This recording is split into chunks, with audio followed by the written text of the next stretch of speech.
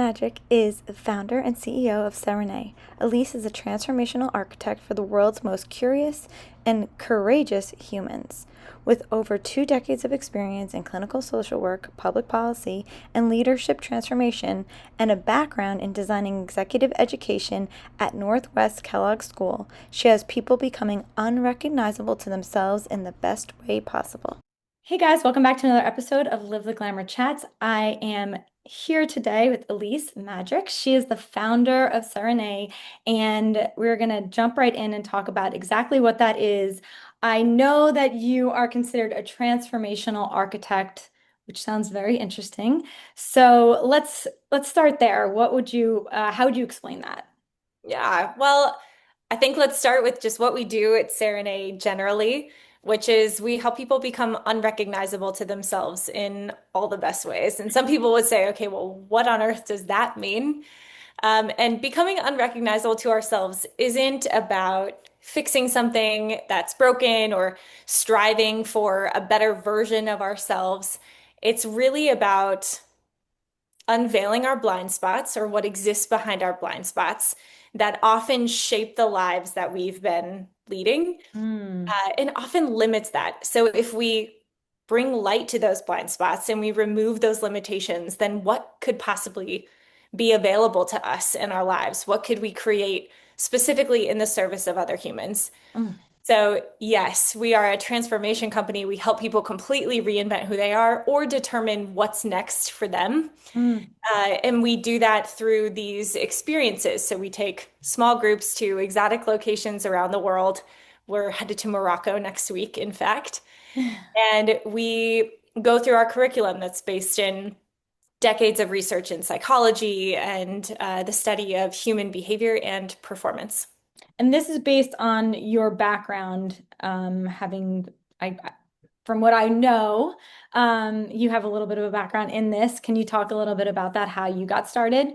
Yeah, of The course. business.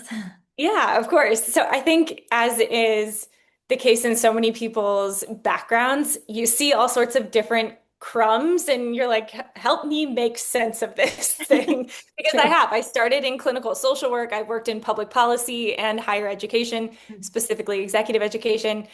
And I think of Serenade as this kind of convergence of Mm. everything that I've lived, that I've studied, and that I've practiced myself. So I began my career as a social worker and as a therapist. I worked with kids and families. And I think that really gave me a front row seat Mm. to just how complex we are as humans. And I think it's also the ways that language and our contexts, and perhaps our even perspectives really shape our reality. Mm. And then from there, I went into public policy and systems change. And that really helped me look at the structural levels to see how organizations and societies can either limit or I would say liberate human potential. And then eventually I made my way to executive education and leadership transformation, where I was designing and leading programs at the Kellogg School of Management at Northwestern. And that was really helping business leaders grow their effectiveness. But I think the real inflection point for me was not so much professional, it was much more in the personal realm. And about 4.5, 5 years ago, I guess now, I was personally in the midst of what looked really successful from the outside, but it was one of those moments like on the inside, I was just crumbling. And none of my degrees or the frameworks or any of those things that I knew to use and that I had in fact studied, like I was in a perfect position to get myself out of a rut. Mm. Nothing was working. And I didn't know how to get out of it, but I knew that I needed to just become something different. Mm. And that is where we now use that terminology, unrecognizable to myself. Mm. That is Mm. exactly what I needed. And so I went on like a full 6 week Eat, Pray, Love trip, Yeah. which was absolutely amazing. And I had this group of people around me who weren't necessarily my first layer of Right. friends, one or two layers out, Yeah, yeah. who could see for me and in me the things that I just wasn't seeing for myself. Mm. But they also provided this amazing perspective in terms of what's possible. So I go on this big trip, I have their help, and I come back feeling like a different person. And it was amazing. But then, of course, life keeps on lifing. Yes. And what I realized was it was this process of becoming someone new that I really fell in love with. Hmm. And it is the magic behind what Cerené is now. Wow. It's funny because I think everybody has experienced that at some point in their life. And it's not even, I know even for me, because I've gone through different points, and I feel like we have like this expectation that we're gonna like transform or change, and then like that's gonna be it. But it's like somewhat seems constant at the same time too. So learning these, I know you have 8 like elements or key points to what you do, and I think what's special about that is that's probably more important than anything, because maybe you make the transformation, but if you don't have those ways or what you even did, you can end up back in that place. But if you have a way and have a method, you can continue to work on yourself. So I want to get into that a little bit. I don't want you to reveal all of that. I know that's part of your program, but Yep, you talk about like untapped potential, and do you feel like that's in all of us, that we all have that somewhere, whether we feel fulfilled right now or we're feeling in a rut? Is that untapped potential always there? absolutely. I think so. Yeah, yeah. And I think where it exists is, I think I mentioned this before, it's hidden from us. Hmm. So there's untapped potential and then there's untapped hidden potential. And I'm really interested in looking at the hidden potential because I think all of us are very aware of our untapped potential because it's the thing that we have as like a goal or, in the next 5 years, here's what I want to do with my life. And we, of course, all have things like that, but it's the hidden potential that we're just simply not aware of. Hmm. And the blind spots idea, I think, is a really interesting one to explore because if we think about what they are, often what our brains are wired to do is just have us survive. Hmm. And since we are little kids, that's really what our brains exist to do, is to keep us safe. And as we grow older, all of these different types of situations that we've been in throughout our life that have kept us really safe, those end up turning into stories about us and how we view the world that then become our blind spots. Hmm. Oh, And wow. over time, they just become so natural to us that they just exist and then they limit us and then they keep us really small. I really can see that. Well, and I Yeah. I wonder, like, has that come up for you in your life where you like have this realization, you're like, oh my gosh, I can't believe I was doing that. Yes, yes. And like it's funny because I've had these conversations and with friends, and I think for the fact that you worked with children and then you worked corporate, like all those play such a big element, play a role in this in what you do. And for me, that was definitely, I feel like I say that now more than ever as I get older, that like, wow, you get somewhat categorized in these like places. Like people when you're younger, maybe, you're stubborn, or you're rigid, or you're playful. I mean, you get just by your personality or who you are. And I know for me that happened to me.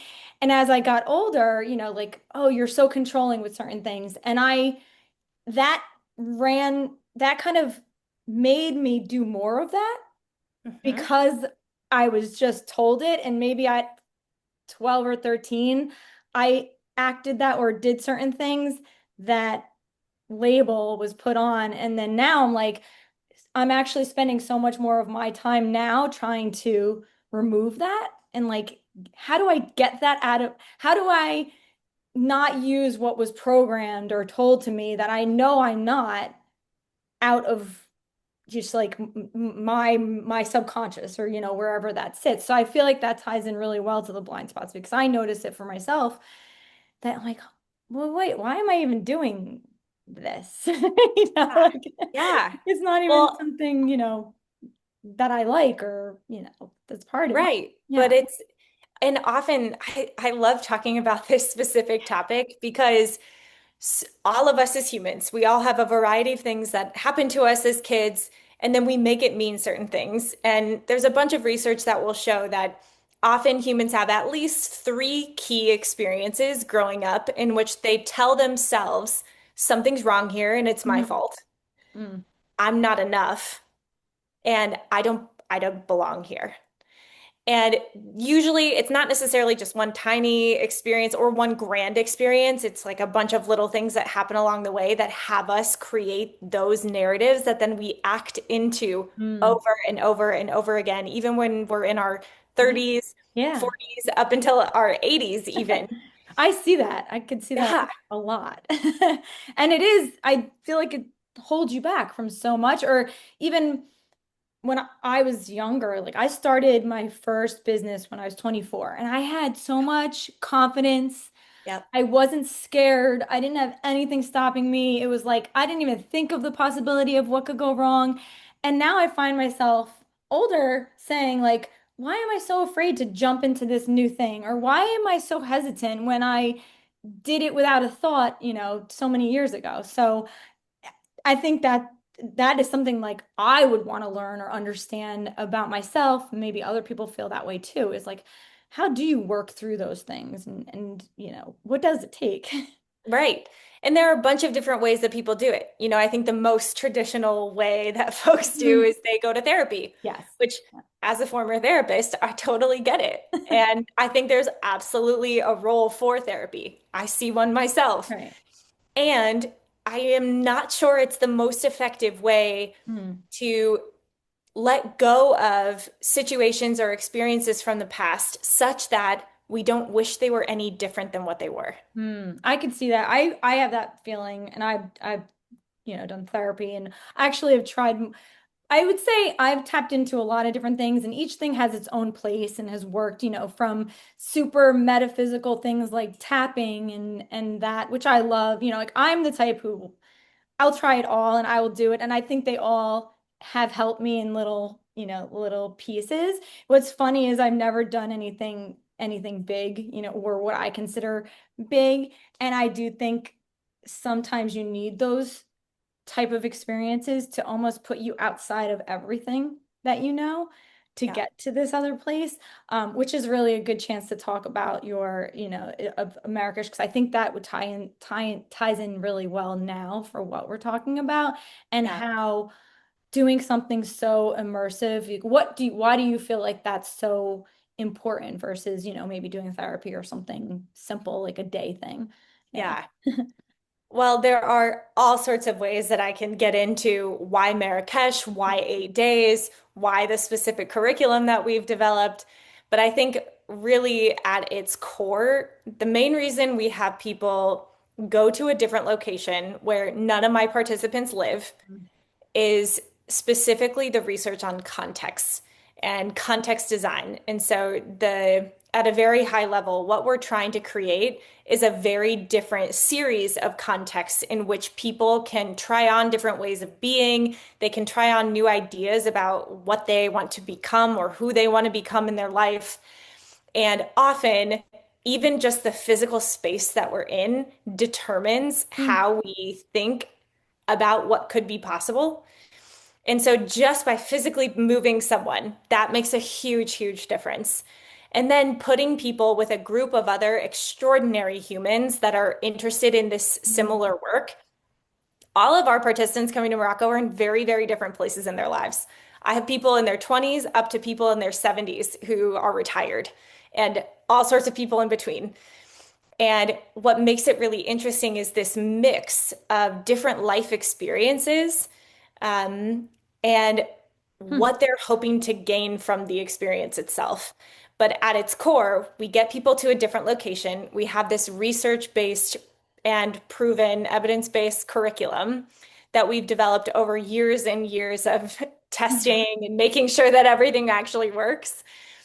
And getting people into this new environment with this curriculum that they can test and use and try Hmm. things out, it creates this amazing container within which, I mean, people just surprise and delight themselves about what's possible and who they can become. I took a family trip this summer and I came back and we were all talking about how it actually motivated us. And this is just a trip, just a family Right. trip. And I came back and every time I come back from even a small, quick trip somewhere, I notice that it actually makes me work harder and better. Like it motivates me for and I don't know. And I think listening to you is making me think maybe that's the reason why, because you're removing yourself and now you're seeing a different, lifestyle, or you're seeing different parts of living and things like that. So then you come back, and I'm not saying all people do this, but I think that for me, it is super motivating. I come back and I'm ready to work. I have new ideas. My mind is going. Yeah. So I feel like it could be similar in a way. Yeah, Mo- absolutely. I think the Motivate. thing that is part of our curriculum that we always close at least the 8 days with, because our full program is 108 days. Oh, wow. Only the first eight are in person. And then everybody goes home. But then when they go home, they have coaching with me. They have three individual one-on-one, 1 hour coaching calls. Hmm. They have accountability calls, not only with their partner that we assign them, it's called an accountability buddy. Hmm. And then they also have accountability calls with the full cohort of participants. And that is really because we are so bad at holding ourselves accountable. All of us humans are. And Terrible. so we have to create the conditions in which it's possible. Yeah. But one of the things that we often talk about is, I don't know if you've had this experience, but you go do this amazing thing in the world or in life, and you feel like this amazing new human, or you come back feeling like all things new are possible or motivated. And then you come back to a group of people who loved you as you were, not necessarily Yes. as who you're becoming. Yes. That's so much tension that is So created. much. I'm literally experiencing that in my life right now, which is really funny. I don't know if it's because of where I'm at in my life, or maybe because I'm really working hard on myself and changing. But it is a funny experience Mhm. to have people know you so much as one way. And when you're changing, it's like almost, I don't know if it's frustrating because you're not the same person you are, or maybe they take it subconsciously themselves, like they're staying and you're changing. I don't know, and I'm sure you probably know that more, but definitely have experienced that and know that feeling, Yeah. which is sometimes challenging because you do struggle with like, well, am I going to lose someone that I love, or is this person going to not want to be around me, or I still want to be close to these people, Right. um, Yeah, it is really, really challenging to navigate. And there are all sorts of reasons as to why people want to hold you as you mm, were. I mean, I think the easiest example to digest is around the topic of boundaries. yeah. Often our boundaries grow as we get older, at least mine have. For good, for good, for Totally. Yes, yes, bad. yes. But the people that we didn't previously hold boundaries with, they had a payoff. Like they had a benefit in that. And now that we have a boundary there, they're like, wait, what the heck just happened? Yeah, I was benefiting from this and now I don't get the benefit? What the heck, man? I thought you were my completely. Yes. That is, it's like you're reading my we just met, but like no one would know, but you're actually saying everything that I've really experienced. So it's really, I always trust the timing of everything. I think it's so funny to have conversations and then to see things come up that you're like, wow, I connect with that so much. I also noticed that, and you might see this with other people or maybe not, but the whole accountability part, I know I struggle with. It's weird, but I get like a physical sense of like I don't want to be held accountable. Like it's like this, you need to be held accountable in order to just like check in and are you still doing this, or are you staying on top? Like that is such a major part of anything, whether it's working out or working on yourself, all the different things.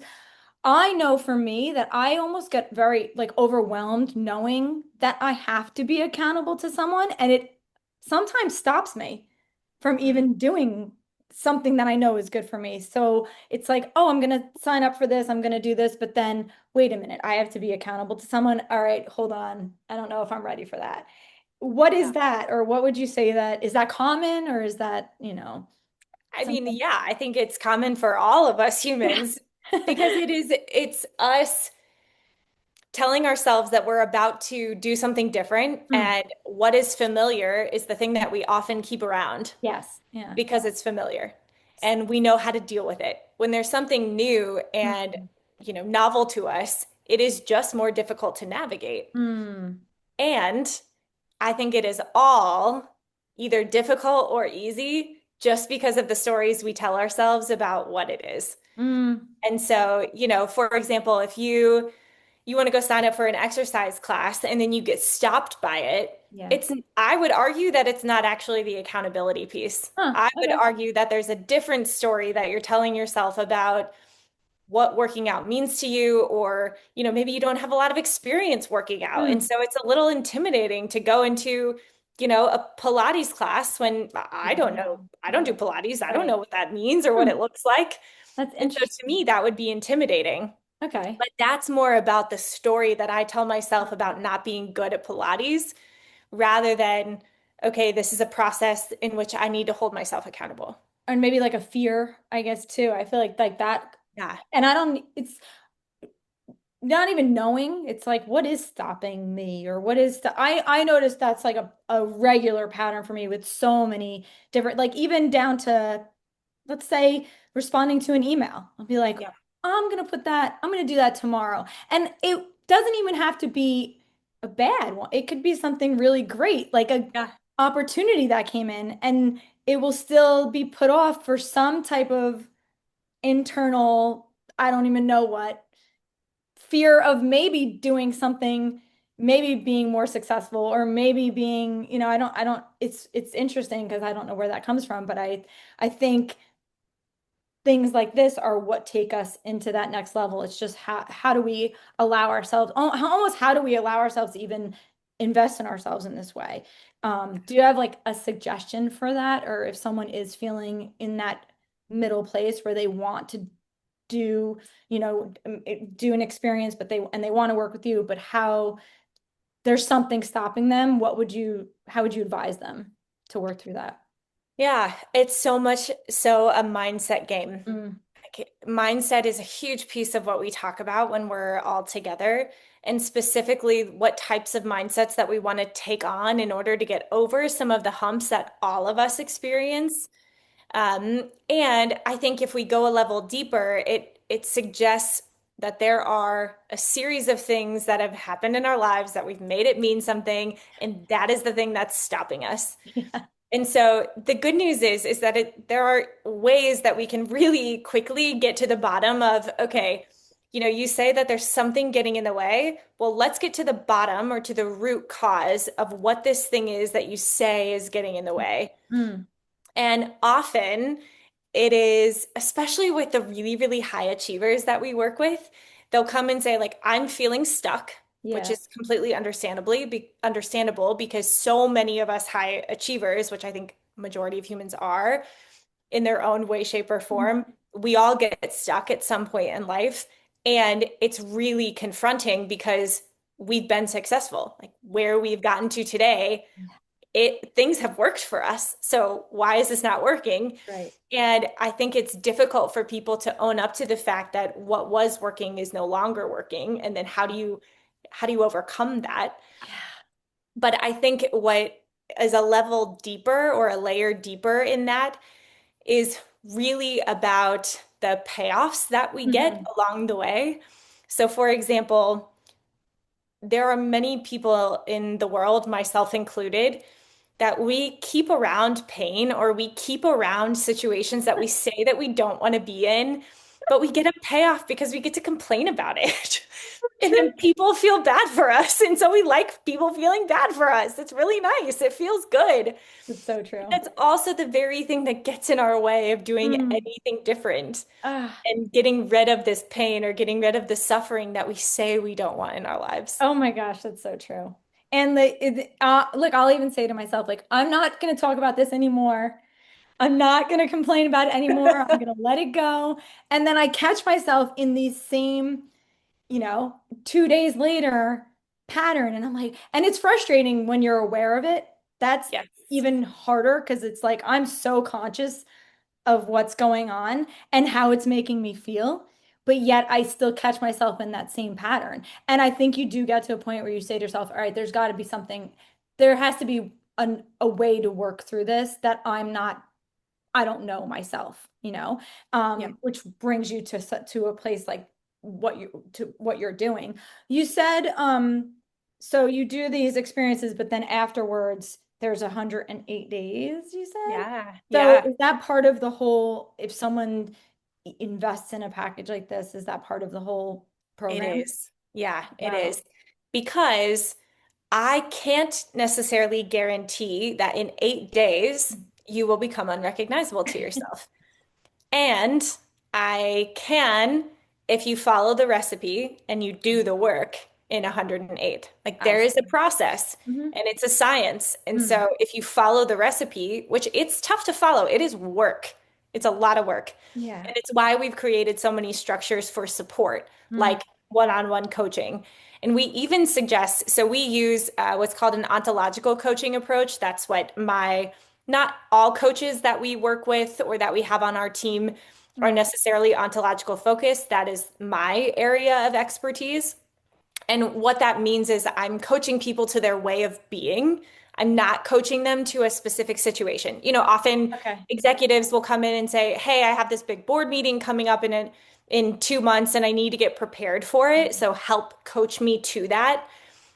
I'm not interested in coaching you to the board meeting. I'm interested in coaching you as the human, how you need to show up inside of that board meeting.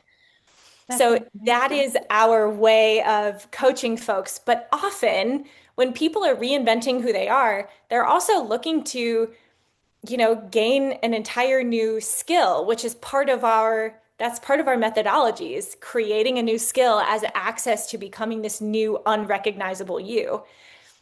And as part of that, I'm not necessarily the expert in the specific skill that you're going to work on. Right. For example, we had this amazing guy come through our program a few years ago, and he chose to take on the skill of acting. Huh. Like, I can coach you as a Right. Yeah. human, Yeah. but I'm not an expert in acting. And so what he did was he worked with us in coaching as we typically coach people, but then he Hmm. also got an acting coach. And 2 years later, the man was just in a major motion picture. No It's way. That's crazy. amazing. Yeah. That's a true transformation. And yes, he went from being a private jet sales guy Oh my God. to an actor. And by the way, he still sells private jets. Right. That's Yeah. still his thing. And in That's fact, he's selling more than he ever has in his life. probably because I mean, when one thing works, like everything kind of happens. I feel like that's so true. So true. And when you're happy, like now you found something that was your true passion. So now everything else in your life kind of flows a little bit Yeah. better. That's so interesting. Wow. Like that's a true journey. Yes. And what was really fun for us to talk to him about, though, is, now that he's doing this acting and it is so fulfilling and he just absolutely loves it. I mean, seeing him, it just lights him up, Mm, which is so fun. yeah. But this real shift in terms of the selling that he's doing in his professional life, it is the mindset shift that we were talking about before. He shifted his mindset in that he's not going to work every day. Every day he's going to an acting class in which he's playing the role of a salesperson. That is so great. And just that in and of itself has totally transformed so It's much more in his how life. you think about how your perception and how you put everything, which is something I've worked on is, it's funny because I consider myself a pretty positive person, but then I'll notice in other parts of my life I'm being super negative or I'll put a Mhm. negative spin on something. And Yeah. I find that interesting. So I'm like, I think I'm positive most of the time, but in certain circumstances, I can't get myself out of looking at it just as what it is versus maybe telling a different story of Yeah. what it is, Right. and which would change the whole dynamic perspective of it and make you do it in a different way. So that's so Yeah. interesting. That's from, I guess, working through this, like he worked through the steps that you had and did the Yeah. whole. the whole Yeah, time.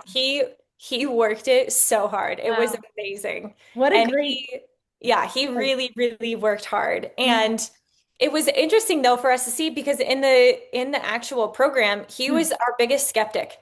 And Huh. he was absolutely the one who was challenging us on everything, which I do. I love having at Yeah. least one person in every group that is like that Yeah. because it helps bring clarity for everyone else. And it Hmm. also makes us better at our work. Because one of the things that makes us quite different in comparison to lots of other groups out there that are doing any kind of, I would say, personal or professional development work, Hmm. often you have the facilitators who are teaching you to go do things and then you go do them. Right. Right. In our work, I have a partner who is our lead facilitator, and the two of us, for example, in Morocco, we are the facilitators. We'll be guiding the experience, and we're doing all the work right alongside them. Okay. So at the end of 8 days, our participants are not the only ones leaving with this plan for the next 108 days. Yeah. We are too. Like Oh, we'll be wow. developing something new as well. Huh. So the experiences or the one that's coming up, I guess we can talk about. How did you like how do you envision them when you're putting these together? What makes you go in a certain direction? You have another one coming up in Costa Rica too, right? Is that Dominican Republic. Dominican Yeah. Republic? Sorry, yeah. Yes. Yeah. So Um, for the Elements program, that's the one that's happening in Morocco. It's our foundational program, and it is really focused on the personal reinvention. People come to us for personal reasons. Often it is a relationship shift, like getting a mm, divorce or some kind of relationship change, or career change, and often retirement, trying to figure out kind of what act three of life looks like. So when I'm designing our elements programs, I'm looking at these 8 key elements that we keep in mind for all programs. And specifically, I'm leaning into things like insights and methodology and philosophy and community and adventure. Accountability, of course, is built into everything that we do. But those are some of the big things that I'm looking to make sure that I'm creating the conditions in which those insights and those profound aha transforming moments can occur. mm, So I'm looking for places that allow for deep, deep self-reflection. Everything that we do is in the service of other humans because it's our belief that when we're all at work on ourselves, there's no time for the ridiculousness of the crazy yeah. things that happen in society. And so when that's true and we're in the service of other people, that's a big part of our curriculum as well. And so I'm looking for places where there's opportunity to volunteer or to give back. Okay. One of the things that we often will bring our participants into is we go volunteer, but then part of that volunteering is they're actually teaching the nonprofit, for example, everything that they already learned. Oh, that's so nice. Oh, It's wow. really, really fun. That's so It's it's like a help beautiful. give back element without really knowing that's what you're doing. Not that you don't know that's what you're doing, but and I'm sure that helps on both sides because that feels so good to someone and can change their perspective on what they're seeing or they're, helping someone. That can is like a ripple effect essentially Exactly. for Yes. as a volunteer. I mean, it sounds incredible. Is it would you say or can people still sign up for this for I Marrakesh or is have that like I have one more spot. oh I'm not, wow, okay. yeah. So probably not All before we right. leave in Yeah. September. I mean, look, you're welcome to join us. Yeah, yeah, Um, yeah. but so that'll be elements, and then Okay. the experience that's in the Dominican Republic in April. It's actually a totally different experience. It's called our keynote craft, and it is very skill focused. Mm. It came about because so many people from our elements experience just realize how profound the impact they can have on other people by what they say and what they Mm. can create in language. And as part of that, whenever they or however they choose to reinvent who they are, they want to share it with the world. And so they want to become speakers. Yeah. And so we have created this keynote craft. And one of my facilitators and myself, we are both professional speakers. And so we have taken all of the coaching that we've received, plus then some, and then put it into this 6 day curriculum where we Mm. take people from maybe an idea to a full hour-long practice and polished keynote. Oh my God, that's incredible. It's so much fun. It's a That's, lot. It's hard work. It I is hard bet. work, but it's Yeah. lots of fun. That sounds amazing and very unique. Not something like you that I've heard about. So I feel like both sound incredible. Um, Tell everybody where or how they can find your website, your Instagram, anything that you may have. So if they want to try it out, also, can they work with you directly or do you Yep. just do the exp? Oh, okay. So you do have. No, we do one-on-one coaching. Mm. We work with corporate teams. We have a lot of my coaches are certified in all sorts of different assessments, both individual and team assessments. So we often work with companies and then also, of course, individuals. And we do one-on-one coaching. We have all sorts of different options for that as Oh, that's well. awesome. That's Yeah, and you can find us on our website. It's serenade.life, Life. And then also same thing on Instagram, perfect. CERENE.life. And I'll have all that in the description box too for anybody to find you. This was such a great conversation. I probably after this will have more questions and things to ask you. I love it. I think it's Let's do so it. so helpful and it's so nice. This is a very you're very easy to talk to, and I feel Likewise. like you make it feel comfortable. And I think that's what a lot of people look for is that they don't, like to have a person behind something like this and feel like it's real and they're gonna have this transformation is incredible. So all that will be below, but thank you, Elise, so much for this conversation. I really enjoyed it. Thank you so much, Don. Thank It was you. I'll nice talk to chatting you with you. soon. You too. Bye.